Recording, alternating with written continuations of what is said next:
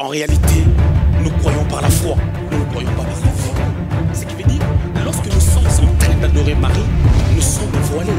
Marie mérite le respect comme toute personne qui a reçu le manteau de Dieu, comme toute personne qui a reçu l'appel du Seigneur. Ça s'arrête là. La personne qui doit être adorée, c'est la personne de Jésus-Christ qui mérite l'adoration. L'adoration. Nous lisons au nom de Jésus, Jean chapitre 12, 9 à 11. Une grande multitude des Juifs apprit que Jésus était à Béthanie. Et ils y vinrent, non seulement à cause de lui, mais aussi pour voir Lazare qu'il avait ressuscité des morts. Les principaux sacrificateurs délibérèrent de faire mourir aussi Lazare, parce que beaucoup des Juifs s'est retirés d'eux à cause de lui et croyaient en Jésus. Genèse 37, 2, 3, 4. Et voici la postérité de Jacob. Joseph, âgé de 17 ans, faisait paître les troupeaux avec ses frères. Cet enfant était auprès des fils de Bila et des fils de Zilpa, femme de son père. Et Joseph rapportait à leur père leurs mauvais propos. Israël aimait Joseph plus que tous ses autres fils, parce qu'il avait eu dans sa vieillesse, et il lui fit une tunique de plusieurs couleurs. Ses frères virent que leur père l'aimait plus que tous, et ils les prirent en haine. Ils ne pouvaient lui parler avec amitié. Amen. Voilà, nous sommes en train de parler de la Bible. Amen. On parle de la Bible. Après notre introduction, on avait commencé une pensée en disant que la Bible était un livre de gloire. Quand je dis que la Bible est un livre de gloire, c'est-à-dire dans la Bible, nous voyons la manifestation de la grandeur de Dieu. Parce qu'on avait dit que la gloire, selon la définition partant du mot hébraïque kabod, veut dire un joug, un poids, quelque chose de pesant, quelque chose lorsqu'elle se pose sur quelqu'un, c'est comme une parure, c'est comme un éclat qui distingue la personne, qui amène cette personne à être différent des autres. Et j'avais dit, si j'ai une bonne mémoire, que la gloire, il y avait des gens qui naissaient avec cette gloire. Il y avait des gens qui naissent avec cette gloire, qui doit se manifester après, à un temps donné. Et on avait vu aussi que, lorsqu'on parle de la gloire, il y a la diversité des compréhensions concernant ces mots gloire. Qui, de l'hébreu, a ces mots kabod, et en grec, c'est doxa. Dans Genèse, au chapitre 45, au verset 13, si je ne me trompe, j'avais dit ceci, j'avais dit que Joseph est en train de parler à ses frères. Il leur dit, allez dire à mon père, allez parler, je paraphrase, allez parler à mon père de ma gloire. Et à ce niveau, Joseph est en train de parler de l'éclatement ou du résultat, pardon, de la gloire de Dieu qui était sur lui. Et on peut voir lorsque quelqu'un possède une gloire, il y a la faveur de Dieu à un temps donné qui va commencer à se manifester dans plusieurs domaines. Mais je voulais déjà dire que lorsque nous parlons de la gloire a une diversité quant à sa manière de se manifester dans nos vies. La gloire n'est pas la richesse. La gloire n'est pas les matériels. Mais la gloire appelle ou attire le matériel. La gloire a pour origine Dieu. C'est Dieu qui est le donneur de la gloire. Nous remarquons dans le texte qu'on vient de lire, dans Genèse au chapitre 37, on nous parle de la personne de Joseph, qui, à cause de la gloire, c'est ça même le sujet ou l'objet de notre sous-thématique d'aujourd'hui, c'est que la gloire nous amène. Il arrive des fois, on n'a encore rien expérimenté d'une manière palpable. Mais les gens sentent que tu as quelque chose de particulier qui te diffère d'eux. Et souvent, les gens n'arrivent pas à réaliser que je possède quelque chose que les autres n'ont pas. C'est à cause de ces choses que je suis en train de vivre telle ou telle chose. C'est que la gloire Amen. Avant d'en arriver là, je voulais dire, dans Exode au chapitre 33, au verset 18 et 19, Moïse qui a séparé la mer Rouge en deux, Moïse qui a vu de grandes choses avec Dieu, Moïse qui à un moment donné est en train de prier, ses mains étaient levées.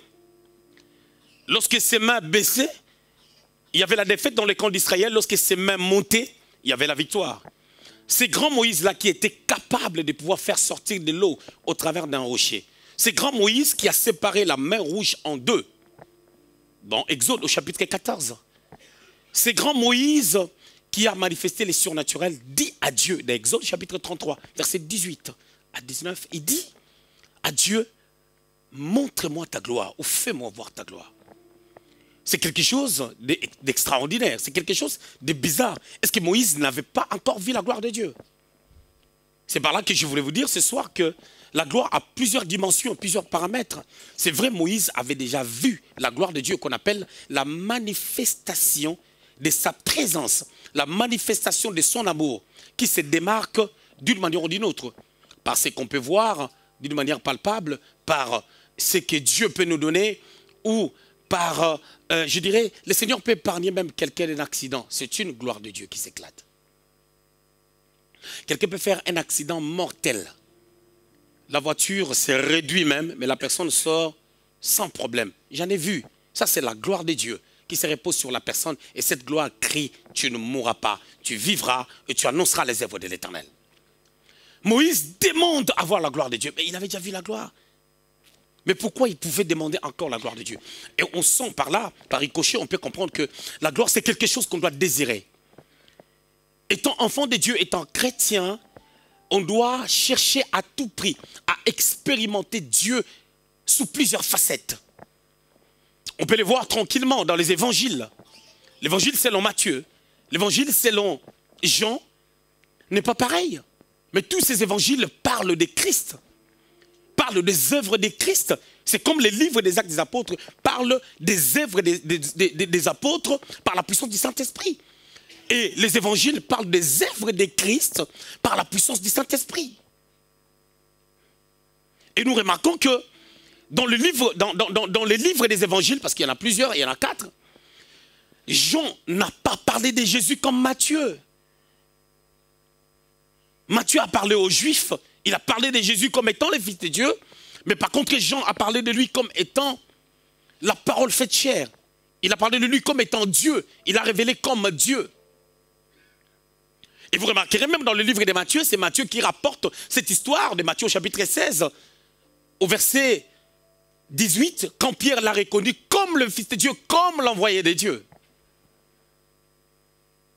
Moïse désire voir la gloire pendant qu'il a déjà vu plein de choses. Je prie, afin que le Seigneur donne à quelqu'un un esprit de pouvoir désirer plus concernant des choses spirituelles. Ne pas s'arrêter au niveau que tu as, au niveau que tu as atteint, mais de désirer plus, de désirer aller vers les eaux profondes. Et souvent l'ennemi, ou je dirais même, mettons l'ennemi de côté, tes pensées t'amèneront à pouvoir s'arrêter. De dire que ça suffit. Mais il faut que nous puissions désirer plus, comme Moïse l'a dit, montre-moi ta gloire. Et quand quelqu'un demande une nouvelle dimension de la gloire de Dieu dans sa vie, c'est parce qu'il est en train de comprendre que la mission est compliquée. C'est grand Moïse qui pouvait être dans la montagne pendant 40 jours, 40 nuits, sans rien manger. Écoutez Dieu, je ne sais pas c'était à quel temps, il faisait froid, dans la montagne il fait toujours froid. Mais il était là, devant l'Éternel, en train de prier, en train d'écouter Dieu. Et je ne pense pas que dans la montagne il y a une chaise pour s'asseoir. Raison pour laquelle les gens qui veulent expérimenter la gloire de Dieu, vous n'avez pas besoin de chaises pour s'asseoir. C'est-à-dire, je voulais dire, on n'a pas besoin de repos tant qu'il est jour, le temps de pouvoir travailler.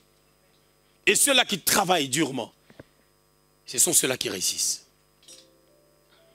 Ce que la gloire peut amener dans la vie de quelqu'un, il y a deux choses que la gloire peut amener. Premièrement, la gloire amène une attirance des gens vers toi. Ça peut attirer les gens d'une manière positive vers toi. Quand tu as la gloire de Dieu, tu auras la faveur. Les gens vont t'aimer. Je me rappelle bien, la plupart des choses que j'ai achetées pour ma maison, je les ai achetées toujours à des prix réduits. À cause de la gloire de Dieu. Il m'arrive de voir, je peux rester à la maison, j'entends une voix qui me dit, sors, va dans tel endroit. Moi, je ne suis pas quelqu'un qui fait des magasins. Moi, quand je sors, c'est pour acheter quelque chose. Lorsque j'entends une voix qui me dit, sors, va dans tel endroit, j'obéis à cette voix, je vais. Quelque chose qui peut coûter 5 000 €, je vais l'acheter à un prix réduit. Quelque chose qui peut coûter 100 €, je peux l'acheter à 30 €. Lorsque la gloire de Dieu est sur toi, elle va t'attirer la faveur des hommes. La faveur d'une manière ou d'une autre. Là où c'est difficile pour certaines personnes, pour toi ça sera facile. À un temps donné, bien entendu, tout se fait selon les temps de Dieu. Mais la gloire de Dieu, des éléments, attire aussi des problèmes. La gloire de Dieu attire la jalousie. La gloire de Dieu attire la haine des gens. La Bible déclare, ce jeune homme, Joseph, son père l'aimait. Et parce que son père l'aimait, son père lui avait donné une tunique à plusieurs couleurs. En réalité, selon la culture des patriarches, celui qui pouvait porter cette tunique, c'est le fils aîné. Et même dans l'ordre de la maison, si le père se sert à table, c'est ce fils-là qui a la robe bigarrée, multicolore, qui doit se servir après le père. Mais par contre, lui, il n'était pas l'aîné de la famille, parce que l'aîné de la famille, c'était Ruben. Mais c'est lui, Joseph, qui avait cette robe. La Bible dit son père l'aimait. La Bible rajoute un détail. Je ne contredis pas la Bible, mais je vous l'ai dit que la Bible dit parce qu'il l'avait eu dans sa vieillesse.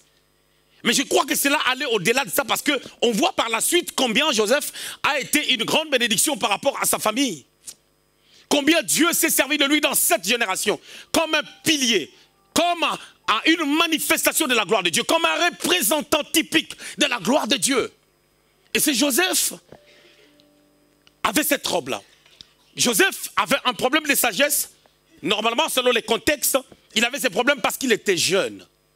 La Bible dit, il rapportait tous les mauvais propos de ses frères à son père. Tous leurs mauvais propos, c'est qu'il disait. S'ils disent Jacob, il a une grosse tête, il va rapporter. Ruben a dit que tu avais une grosse tête. Est-ce que c'est un problème de sagesse ou c'est un problème d'être vrai? Je ne sais pas. Alléluia. Alors, s'il pouvait rapporter des mauvais propos de ses frères, c'est qu'en lui, il n'y avait pas de mauvais propos. Donc, par là, je comprends qu'il n'y avait pas un problème de sagesse. Mais il était vrai avec celui qui l'aimait. Alors, il se disait, je ne peux pas cacher ces choses à mon père qui m'aime. Mais à quel niveau je peux parler de la sagesse de Joseph? Peut-être par rapport à la manière dont il ramenait ses songes. La Bible nous rapporte 2 songes. Mais je crois qu'il y en avait plusieurs. Et ces 2 songes, il les a ramenés à ses frères et ses frères n'étaient pas contents. Mais on ne peut pas parler de la sagesse aussi à ce niveau. Pourquoi? Parce qu'il était jeune. Il avait 17 ans. Qu'est-ce qu'il peut connaître à 17 ans? Ça peut être un problème de la sagesse pour nous. Pour les personnes qui sont plus âgées. Mais je dirais, même si tu prétends être sage, il y a des choses que Dieu permet des fois, afin que tu entres vraiment dans ta destinée. Amen. Donc, à ce niveau, on ne peut pas juger Joseph d'une personne qui n'est pas sage. Alors, écoutez, parce qu'il était dans cette position, parce que c'était un songeur, parce que c'était quelqu'un qui rapportait ce que ses frères disaient contre leur père, des mauvais propos, la Bible souligne très bien, c'était des mauvais propos. Ce n'était pas des bons propos, des mauvais propos. Et en disant des mauvais propos à l'égard de son père, normalement, on peut avoir une malédiction. Alors, il disait à leur père, et peut-être dans le but de pouvoir arrêter ça pour que ses frères ne soient pas maudits. Alors peut-être, je ne pense pas qu'on doit parler de la sagesse à ce niveau. Il était un homme vrai, Joseph. Il était un homme vrai. Mais cette gloire lui a attiré aussi des problèmes. Parce qu'il était dans cette position, parce qu'il était proche de son père. Ça lui a créé des problèmes.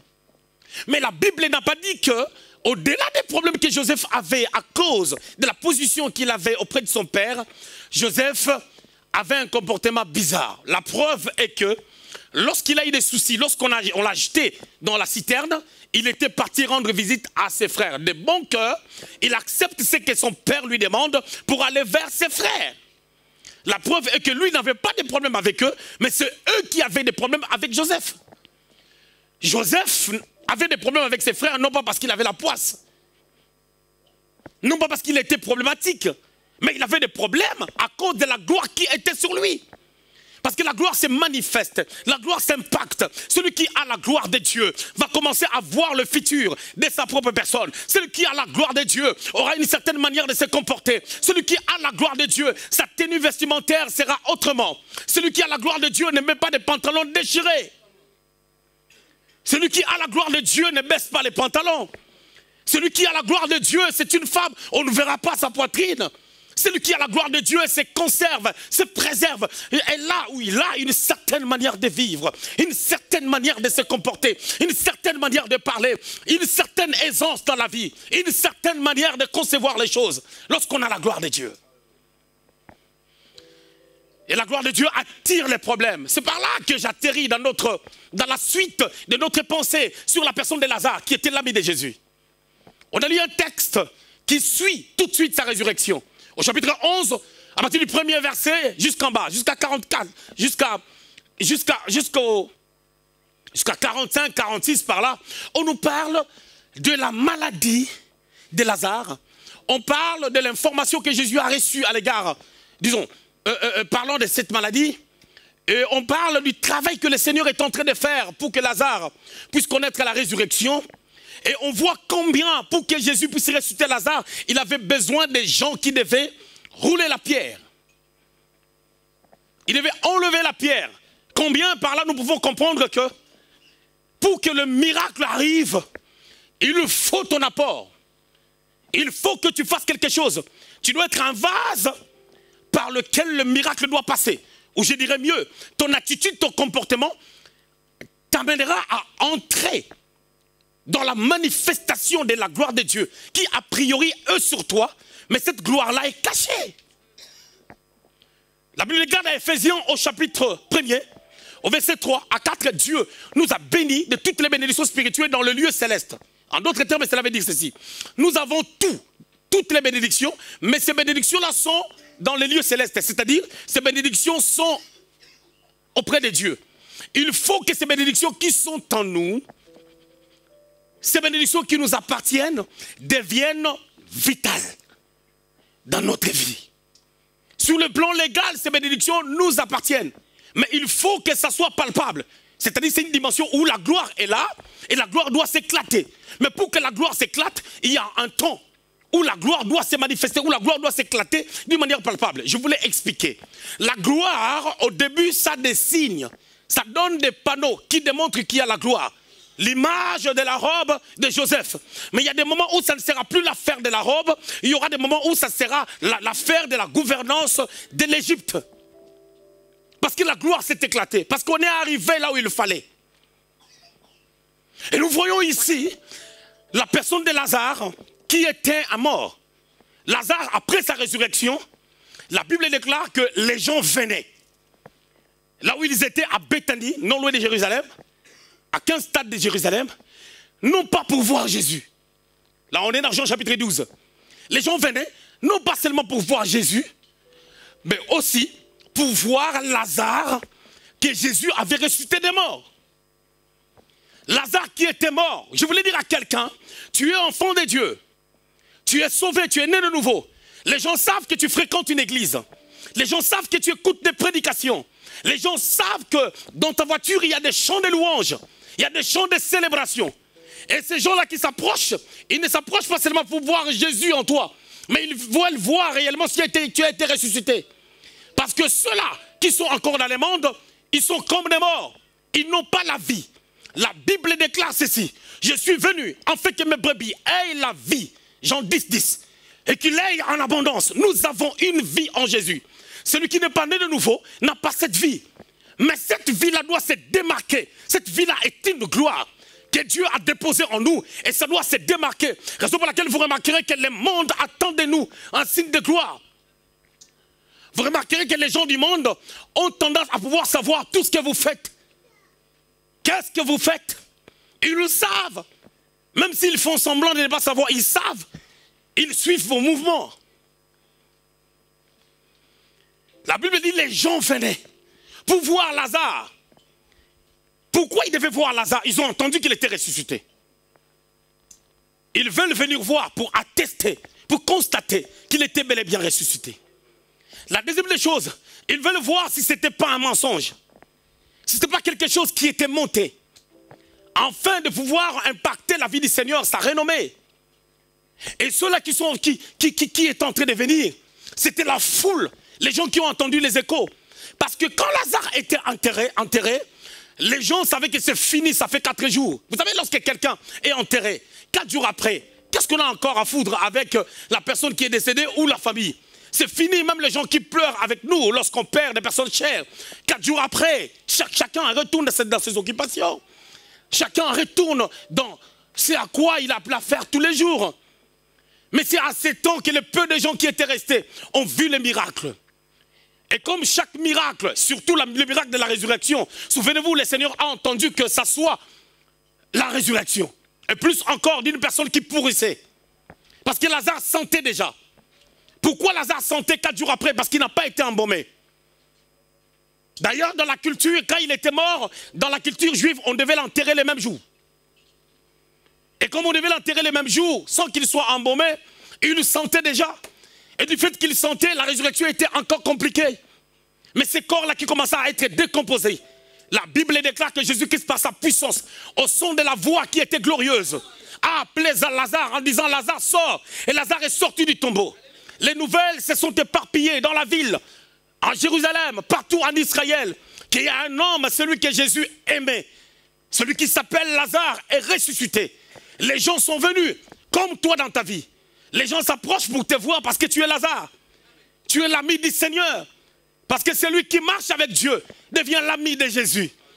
Mais les gens viennent voir ta vie. Est-ce que tu as toujours la même vie? Est-ce que tu parles toujours de la même manière? Est-ce que tu agis toujours de la même manière? Est-ce que tu réfléchis toujours de la même manière? Parce qu'autrefois vous étiez ensemble dans des boîtes de nuit.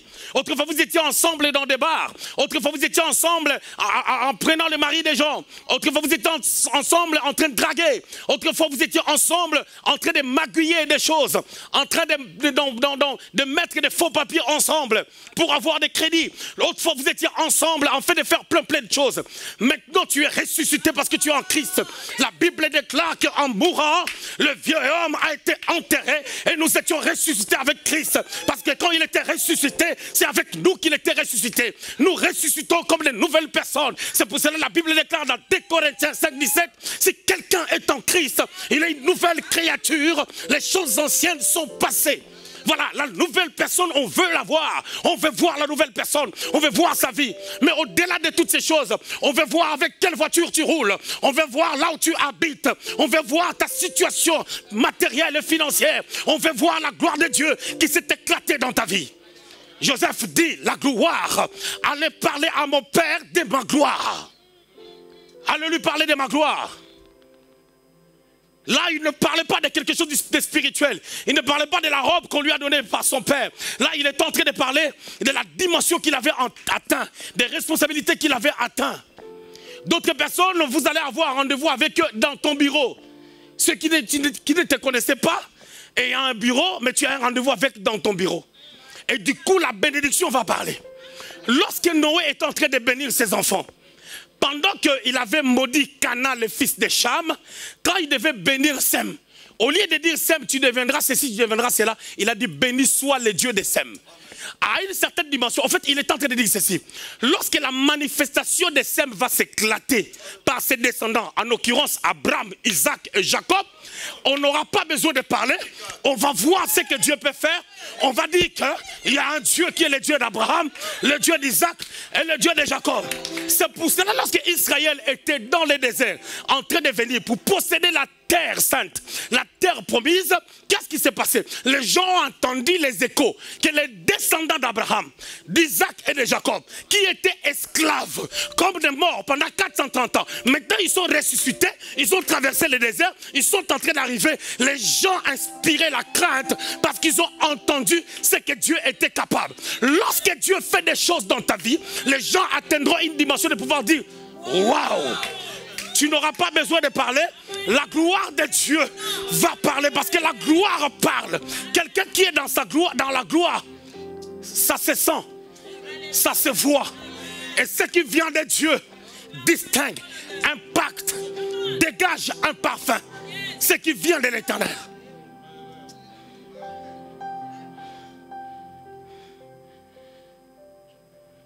Alors lorsque cette gloire s'éclate, je suis en train de dire que ça attire l'adversité. Les gens sont venus, c'est une bonne chose. Et quand les gens sont venus, les sacrificateurs ont eu mal au cœur.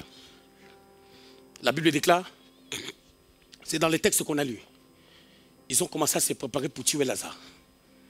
Ah! En d'autres termes, ils disent, nous allons les ramener à la tombe. Comme ça, on va voir si on va les ressusciter encore. La résurrection ne peut pas venir en deux fois. Oh my God. Prada. Vous savez, il y a des gens qui se convertissent, hein, qui retombent encore. Ils veulent encore une nouvelle résurrection. My God. Vous savez, avec Dieu, la Bible dit, celui qui tient la charrue ne regarde plus en arrière.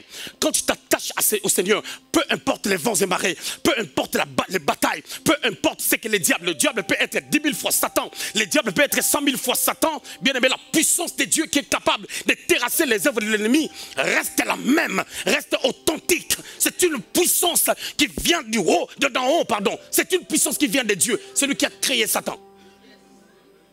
Est-ce que vous savez ça?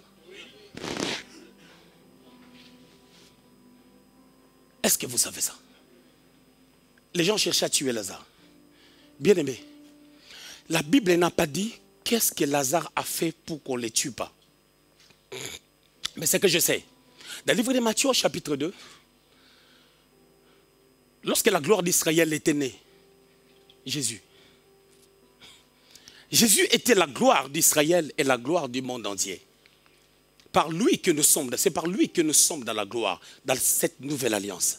C'est par lui que les gens qui étaient morts sans la véritable gloire devaient entrer dans la gloire. Parce que quand il était mort, il est rentré dans les régions inférieures. En descendant dans les régions inférieures, c'était pour attraper David, Isaac, Abraham, qui ont marché avec Dieu, mais sans la plénitude de la gloire de Dieu. Il s'agit bien de lui qui a dit, dans Jean chapitre 17, verset 5, « Donne-moi la gloire que j'avais au commencement. » Et c'est cet homme-là qui, en recevant cette gloire par le prix de la souffrance, il est descendu dans la tombe pour affecter la gloire à ceux-là qui étaient morts avant sa venue. Mais cet homme-là, lorsqu'il était né, il était dans la gloire dans une certaine dimension. Dans Jean 17, il dit, donne-moi la gloire que j'avais au commencement. Mais quand il est venu au monde, il n'avait pas la gloire, il avait toujours la gloire. Mais il y a un temps où tu as la gloire, mais la gloire ne s'est pas encore manifestée, tu peux fuir en Égypte. Donc Lazare avait trouvé une solution de pouvoir se protéger. Je voulais dire à un Lazare, protège-toi. Lazare, protège ta bouche. Protège ta bouche par rapport à ce que tu dis. Lazare, protège, my God. Come on. Lazare, protège. Protège ton comportement. Tu es en train de te ficher. Tu es en train de t'exposer. Tu es en train de pouvoir te ridiculiser. Alors protège-toi, Lazare, parce que les principaux sacrificateurs veulent te tuer. Écoutez maintenant. Les principaux sacrificateurs, ce sont des personnes qui ont les rouleaux de la loi. C'est comme des gens qui ont la Bible en main, mais ils comprennent la parole à leur manière. Ils sont limités que par la loi de Moïse, pendant que la loi ne pouvait pas amener les gens à la perfection et que la loi n'était qu'un pédagogue pour nous amener à la gloire, pour nous amener à la grâce. Et il y a des gens, pour eux, les choses de Dieu, c'est encore la loi. Pourquoi? Parce qu'ils ne veulent pas abandonner leur vieux comportement. Et ce sont les principaux sacrificateurs qui cherchent à tuer Lazare. Pourquoi ils cherchent à tuer Lazare? Pour atténuer, ou pour réduire, pour anéantir, pour faire disparaître ces grands témoignages. Parce que la foule venait pour croire au Seigneur. En voyant Lazare, ils croyaient au Seigneur. C'est la stratégie que le diable fait dans nos églises. Le diable cherche en sorte que toi, tu te comportes toujours comme si tu es en Égypte, comme un mort, pour que les gens ne voient pas la gloire de Dieu. Bien aimé, quelqu'un peut être avec toi. La personne est dans le faux, la personne est dans la fausseté, la personne ne comprend rien. Mais attention, ça peut être un piège pour les diables, afin que toi, tu manifestes la colère de le parler mal, pour que ta chrétienté ne soit pas expérimentée. Et quand les gens verront vos conversations, vos dialogues, comment tu traites la personne, les gens vont dire, tu n'es jamais converti, tu n'es pas ressuscité, tu es encore mort. Ça devient un piège et une stratégie du diable. Le diable, c'est un stratège, il sait. Le diable, c'est un stratège. Il te montre que telle personne est dans des fautes. Juste question de t'irriter. Bien aimé, la gloire attire des problèmes. Mais vous allez remarquer, quand ces gens-là complotaient contre Lazare, on ne voit pas là où Jésus a parlé. On ne voit pas là où Lazare a parlé. Celui qui est ressuscité ne parle plus beaucoup. Ce sont des œuvres de la résurrection qui parlent. C'est pour cela que quand Jésus était ressuscité, vous allez remarquer, il parlait moins, il faisait des apparitions. Quand il apparaît, c'est là où il parle. L'apparition parle déjà. Et les gens restent crispés. Quand la gloire de Dieu s'éclate, la gloire elle-même va s'occuper du reste. La gloire va s'occuper du reste. Mais nous, on veut faire tout. Je le vois même dans des églises, dans d'autres églises. Tu verras les pasteurs lui-même, il est protocole. Lui-même, il arrange les micros. Les pasteurs lui-même, il prêche. Les pasteurs lui-même, et de temps en temps, tu verras les pasteurs lui-même, il fait tout. Le pasteur lui-même, il prend des jus, il donne aux invités. Et lui, il croit qu'en faisant cela, il sort quelqu'un de humble. Non, quelqu'un de désordonné. Tu ne sors pas humble, tu sors désordonné. Et bien Lazare était où pendant qu'on cherchait à le tuer?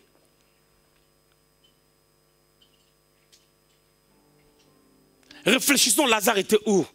Jean-Baptiste était où lorsqu'on a tué les enfants de sa génération? Parce que lui aussi faisait partie de cet âge-là. D'ailleurs, il est né, si c'était de grossesse normale, il est né 6 mois avant Jésus. Donc quand on a dit de 0 à 2 ans, on va tuer les enfants, donc lui, il était dans la loi là. Il était où? Mais quelle est la vie d'Élie avant qu'on parle de lui dans 1 Roi chapitre 17? Mais Lazare était où? Lorsqu'on cherchait à le tuer, il s'est protégé. Jean-Baptiste s'est protégé. Et Jésus aussi était parti en Égypte quand la loi était sortie. Les gens qui ont sorti la loi, c'était des hommes. Mais ces hommes-là avaient le pouvoir dans la nation. Et son heure n'était pas encore venue. Mais je vais vous amener encore plus loin. Lorsque Jésus était ressuscité. Mais pourquoi on ne l'a pas tué? C'est lui qui avait la capacité de pouvoir sortir pendant que les portes sont fermées. Avait la capacité de disparaître. C'est sur base de la même onction que Élie a opéré. Dieu nous a fait voir ces choses dans la vie d'Élie, où l'esprit l'emportait, l'amenait à un autre endroit. Élie, dans 1 Roi chapitre 18, il rencontre Abdias. Il dit à Abdias une parole pour Akab. Abdias a dit, j'ai peur de lui dire que je t'ai vu, parce que quand je lui dirai, quand on viendra te chercher, je ne sais pas l'esprit va t'amener où. Élie, l'esprit pouvait l'emporter, ça l'amène quelque part. Raison pour laquelle cette personne, quand il a commencé à se lamenter parce que Jézabel veut le tuer, il était en train de pouvoir régner même la force spirituelle ou les dimensions que Dieu, la dimension de la gloire que Dieu pouvait manifester dans sa vie. Mais par contre, le cas de Jean-Baptiste, le cas de Jésus lors de leur naissance, vous allez remarquer que la gloire était là, mais cette gloire-là, si je peux utiliser ces termes, était masquée jusqu'au moment convenable. Et quand la gloire de Dieu s'éclate, quand je dis que la gloire était masquée, durant toute ta vie, il peut arriver que tu es dans la gloire. Tu as déjà été visité par Dieu, tu as vu la main de Dieu, mais il peut arriver que tu vois qu'il y a un temps où tu dois faire profil bas. C'est comme le cas de Lazare. Quand on cherchait à le tuer, il n'est pas sorti pour dire « tuez-moi ». Le maître est là, il va me ressusciter. D'ailleurs, c'est mon ami. Vous avez vu 4 jours. Cette fois-ci, il est présent. Si vous me tuez maintenant, là, à 12 h, à 15 h, je serai ressuscité.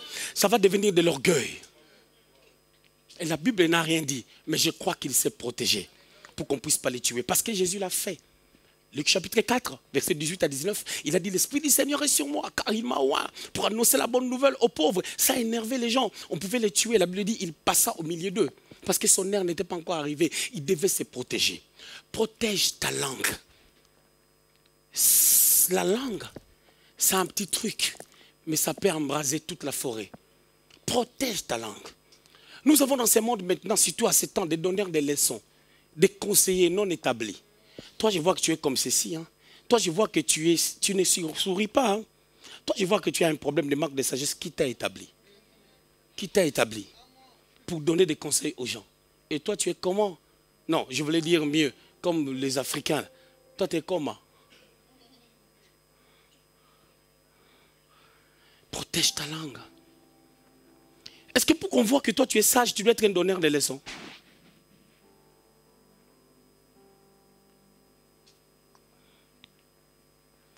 Si tu ne protèges pas ta langue, les sacrificateurs vont te tuer. Lazare, s'il ne s'était pas protégé, les sacrificateurs allaient le tuer. La gloire attire beaucoup de choses. La gloire amène les gens à t'acclamer. Mais c'est la même gloire qui m'a amené d'autres personnes à te critiquer. Nous avons des prédications, tu prêches comme ça, il y a plein de commentaires. Homme de Dieu, que Dieu te bénisse. Peut-être parce que ça a encouragé des gens. On a d'autres messages où tu reprends les gens. Tu reçois 117 injures.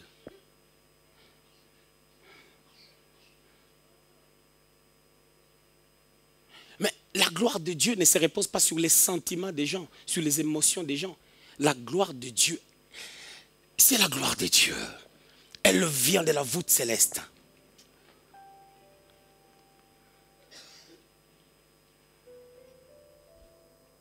La Bible, un livre de gloire de Dieu.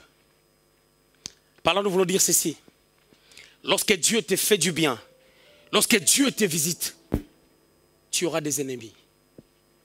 Lorsque Dieu te visite, qu'est-ce que Dieu dit? Qu'est-ce que la parole dit concernant maintenant les ennemis? Eux, ils doivent croire qu'ils sont tes ennemis. Mais toi, dans ton cœur, tu ne dois pas les prendre comme tes ennemis. Ça, c'est la haute sagesse et la haute maturité. Il y a des personnes, vous savez, dans la vie, on est destiné à vivre avec eux. On n'a pas de choix. Souvent, ce sont des gens qu'on travaille ensemble. On travaille dans la même entreprise. Quand j'ai signé mon CDI, j'ai signé à vivre avec eux. Les gens qu'on prie ensemble jusqu'à ce que Jésus reviendra. Ce n'est pas ton mauvais comportement où tu ne salis pas les gens qui va m'amener à pouvoir rétracter par rapport à mon église. Je ne vais pas me rétracter parce que c'est là où il y a la bénédiction. Je vais te regarder en face, je vais te dire 10 fois bonjour. Et si tu ne réponds pas, à la 11e fois, je ne te dirai plus bonjour. Et si je te vois, je vais te regarder comme ça, je vais dire Alléluia. Et puis je vais passer. Et lorsque je vais te voir, quand tu ne veux pas me saluer, dans mon cœur, je vais dire que l'Éternel est mon berger. Je ne manquerai de rien. Même si tu ne m'aimes pas, Dieu m'aime. Le fait que Dieu m'aime, je suis majoritaire. Je n'ai pas besoin de l'approbation des gens. Je n'ai pas besoin de l'amour des sacrificateurs. En fait que je crois que la gloire de Dieu est sur moi. La gloire de Dieu, elle parle elle-même. Lorsque le temps arrivera, ça sera des successions de repentance à cause de ce que Dieu va faire dans ma vie. Je voulais que quelqu'un mette son nom. À cause de ce que Dieu va faire dans ta vie, les gens vont se repentir. Les gens vont prendre des décisions de pouvoir dire, il y a un Dieu qui habite quelque part au ciel. Comment?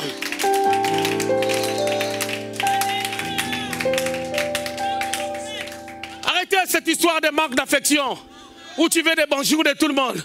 Tu veux les sourires de tout le monde. Il y a des sourires de vendeurs. Il y a des sourires de Chinois. Et lorsqu'ils sont dans le marché en train de vendre, ils sourient avec tout le monde. Rencontre-les quelque part, là où il est parti manger au restaurant chinois avec sa chinoise à côté. S'il va avoir le même sourire, mais demain matin dans son magasin, sourire. Tous les sourires ne sont pas vrais. Tu n'as pas besoin de sourires des Chinois. Tu as besoin de Dieu. Tu as besoin de celui qui t'a aimé. Ma Bible à moi dit ceci. Car Dieu a tant aimé le monde. Il a tellement aimé le monde, il a donné. Ce monde-là, c'est toi et moi. Il nous a déjà donné Jésus. Si nous avons Jésus, nous sommes majoritaires. Il y a quelqu'un qui a mis une photo sur Facebook en disant à son chien, toi dis-moi tu es fidèle, tu ne vas jamais me critiquer et tu ne vas jamais m'abandonner. Il dit, tu as été avec moi, tu ne m'as jamais abandonné. Il parle à son chien. Comment on peut atteindre la dimension de pouvoir donner la place qu'on peut donner aux hommes, aux chiens? Mais ce n'est pas grave, le monde est comme ça. Abel a été tué même par son propre frère. Et toi, quelqu'un que tu as rencontré seulement au travail, seulement à l'église, seulement dans un bus, seulement sur autoroute, tu veux qu'ils te comprennent. Si on ne te laisse pas passer sur autoroute, laisse-les passer. Peut-être que l'accident l'attend devant.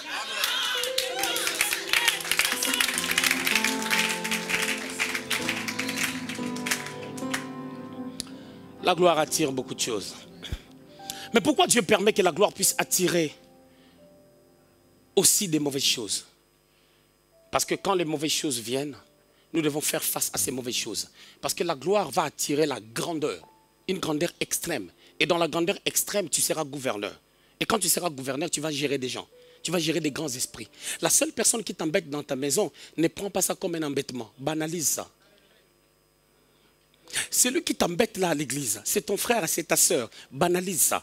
Dis-toi seulement si c'était ton propre enfant. Tu allais faire quoi? C'est ça l'amour. La Bible dit, il y a quelqu'un qui était tabassé. Il était là, les Juifs passaient, le chef du temple est passé. Mais quelqu'un, un Samaritain, c'était une illustration, c'était une parabole. Un Samaritain l'a vu, il a pris soin de lui. Qui est ton prochain? Bien aimé, la mère et la fille, le père et le fils peuvent te prendre la tête. Est-ce que c'est là pour autant qu'ils vont se séparer? Non, mais restons ensemble. On est obligé de rester ensemble. Même si tu changes 19 000 églises, il y aura toujours des gens. Mais le jour que tu vas aller dans une église où il n'y a pas de gens, tu diras que ça, ce n'est pas l'église parce qu'il n'y a personne. Alors nous sommes appelés à vivre avec. Que Dieu vous bénisse.